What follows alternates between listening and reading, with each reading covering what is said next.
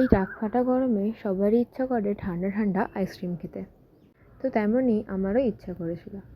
তো সে কারণে আমি বানিয়ে নিলাম এরকম আমের একটা সুস্বাদু। তো আমি কিন্তু কনডেন্স মিল্ক বাড়িতে বানিয়ে করব। তো দেখো কীভাবে করছি। তো এই জন্য আমুল গোল্ডের যে একটা প্যাকেটের দুধ আমি নিয়ে নিয়েছি, এটাকে ভালোভাবে কিন্তু ফুটিয়ে জাল দিয়ে নিতে হবে। এতটাই পরিমাণে জাল দিতে হবে যাতে দুধটা পুরো অর্ধেক হয়ে যায়। তো দেখতেই পাচ্ছ ভালোভাবে জাল দিয়ে নিচ্ছি। তো আমি দুধটা জাল দিতে দিতেই এখান থেকে কয়েক চামচ পরিমতন দুধ আমি একটা বাটির মধ্যে তুলে নিলাম। আর নিয়ে নিলাম এরকম আমুলের একটা গুঁড়ো দুধের প্যাকেট। ওই ঠান্ডা করে রাখা দুধটার মধ্যে কিন্তু এবার আমি আমুলিয়া এই যে গুঁড়ো দুধটা সেটা কিন্তু দিয়ে ভালোভাবে নাড়িয়ে চাড়িয়ে নেবো, মানে ভালোভাবে গুলিয়ে নেব। তো দেখতেই পাচ্ছ আমাদের কিন্তু ভালো করে গোলানো হয়ে গেছে।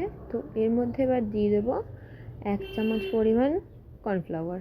তোমরা চাইলে এখানে মাস্টার্ড পাউডারও দিতে পারো। কর্নফ্লাওয়ারটা এবার ভালোভাবে আমি দুধের মধ্যে গুলিয়ে নিচ্ছি। দেখো এদিকে দেখতেই পাচ্ছ দুধটা জাল দিয়ে কতটা পরিমাণে টেনে নিয়েছে। এবার মিষ্টির জন্য আমি এর মধ্যে দিয়ে দিলাম এরকম একটা বাটি পরিমাণ চিনি। তো তোমরা তোমাদের পরিমাণ অনুযায়ী এখানে চিনি ইউজ করতে পারো। তো চিনিটা দিয়ে আবারও ভালোভাবে কিন্তু দুধটাকে ফুটিয়ে নিচ্ছি। যত ভালোভাবে ফুটবে তত ভালো কিন্তু কনডেন্স মিল্কটা তৈরি হবে। তো আমাদের কিন্তু ফোটানো একদম মোটামুটি কমপ্লিট হয়ে এসছে। আরও কিছুক্ষণ ফুটিয়ে নেব। দেখতেই পাচ্ছ ভালোভাবে ফোটাতে হবে। আর ঠান্ডা করলে কিন্তু এটা অনেকটা পরিমাণে ঘন হয়ে যাবে। দেখো পুরো এখানে কিন্তু ক্রিমি টেক্সচার চলে এসছে, এতটা ঘন হয়ে গেছে। তো এরকমই কিন্তু করে নিতে হবে।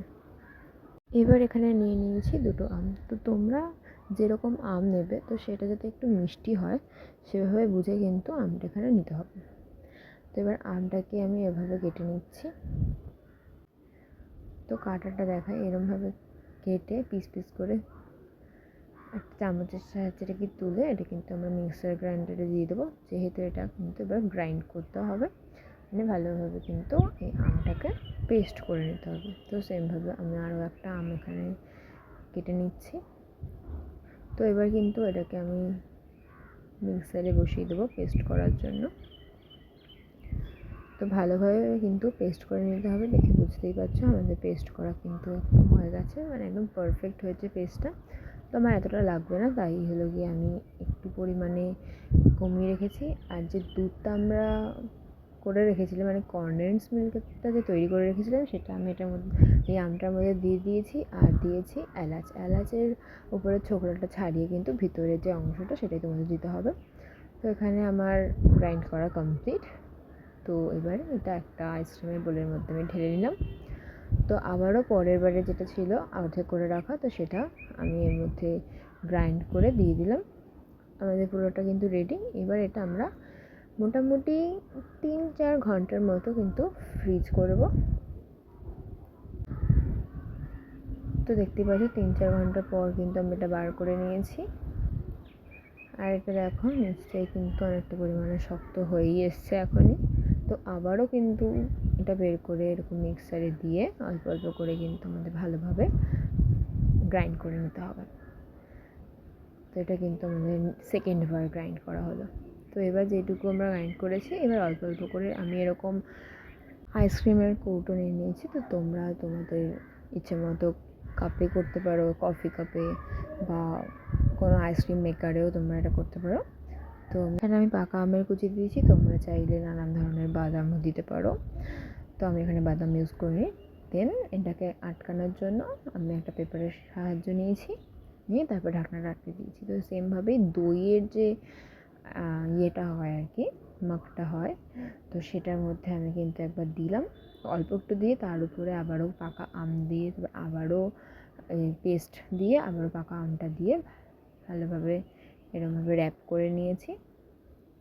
তো এবার আমি এটা মোটামুটি 4-5 ঘন্টার জন্য রেখে দিলাম ফ্রিজ হতে। তো 4-5 ঘন্টা পর কিন্তু আমি এটা বার করছি। দেখো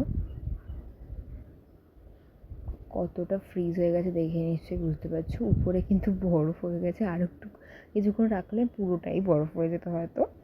তো একটা আওয়াজ হচ্ছিলো, আওয়াজটা আমি নিতে পারিনি, কিন্তু আওয়াজ হচ্ছিলো একটা ঠাক ঠাক করে একটা।